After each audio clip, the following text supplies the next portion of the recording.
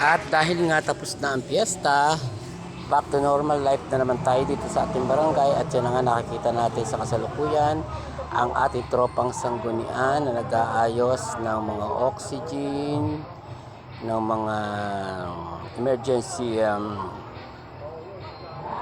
wheelchair. Yan, pinadala at pinabalik sa ating BHW, sa ating Barili Health Worker Center. Ayan, Barili Health Center rather. At back to normal ang ating trabaho dito sa Sanggunian. At yan yung mga ginamit ng ating mga kabarangay na dinala sa ospital kamakailan lamang, at kung sino-sino na ang gumamit niyan at lilinisin yan at ibabalik doon sa talagang stock room at sa warehouse ng ating Barili Health Center. Yan, kita-kita natin na ibinabalik at ayusin uli yan. So, back to normal again ang ating mga Barili Health Worker at talaga namang pinagsisikapang mapagbigyan ang lahat ng mga nangangailangan ng tulong dito sa ating barangay, especially yung mga emergency na dinadala sa ospital kung saan sa mental hospital at sa provincial regional hospital. Yan, kaya back to normal na naman ang trabaho natin sa barangay after fiesta. At marami naman tayong concern na pumupunta dyan sa Barili Health Center at humihingi ng mga gamot at kung ano-ano pa. At ang ating mga functionaries at mga utilities at mga tropang sanggunian ay back to normal again ang trabaho. At dahil nga katatapos na ng fiesta, and I would like to inform to you sa lahat ng ating mga kabarangay na matutuloy na ang ating palabas or yung tinatawag na musical jamboree.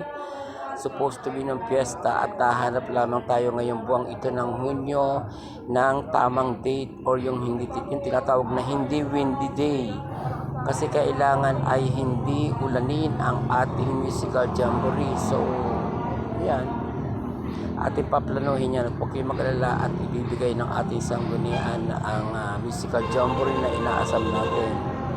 At pasukin muna natin ang Barili Health Center at busy-busy ang ating tropang sanggunian at ang ating mga worker sa pag-iistima ng concern ng ating mga kabarangay na lumalapit at humihingi ng medical assistance. So in the meantime ay inuulit ko na ang ating musical jamboree ay upcoming shows this month. At inihahanap lang natin at itinataon sa hindi masyadong masamang panahon. So kailangan matuloy na ito. At yung ginanap na Barili Fiesta sa Barili East Fiesta rather, at nagkaroon ng musical jamboree din na nanghiram tayo dyan kay Open Hardware ng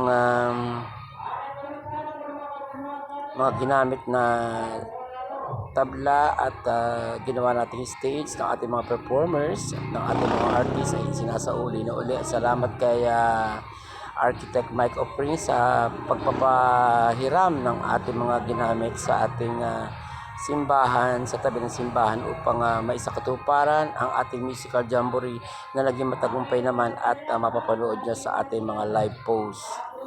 So, ayan, yan na nga, back to normal again ang ating tropang sanggunian at sinasauli na at ginagapan ng muli ang mga trabaho na kaatang after the fiesta event. At busy-busy rin ang ating MRB katulad naman ng nakakaraang araw at dinadala ang ibang mga pasyente sa kung saan at mabigyan ng solusyon ang kanilang mga medikal na pangangailangan. At napakabigat naman tunay niya. Ako'y nakibuhat kanina laang niyang tablang iyan. Ay Diyos ko, kakabigat pala. Ay Diyos ko. Ay maluluslusan ka ng hindi oras pagka yan pala ibinuhat mo mag-isa. Kaya kailangan tulong-tulong upang maiayos uli iyan. Talagang napakabigat ng tablang yan. At pagkatapos naman ay inimbita tayo dito kay Ate Yoli dahil 60th birthday niya. And happy birthday again, Ate Yoli. At hindi natin nakuha ng mahaba-habang video ang iyong birthday dahil nga medyo nagmamadali tayo at duty na naman sa ating barangay ang ating mga barangay health worker at ang mga tropang sanggunian sa iba't ibang sangay ng ating barangay. So, inilagay ko na lang dito sa ending ng ating video at back to normal ang title ng ating video for today mga kabarangay.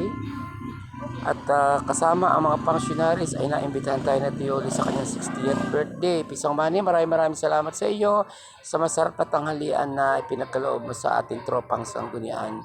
And many more birthdays to come at Tiyoli, and God bless. Thank you so much for watching mga kabarangay.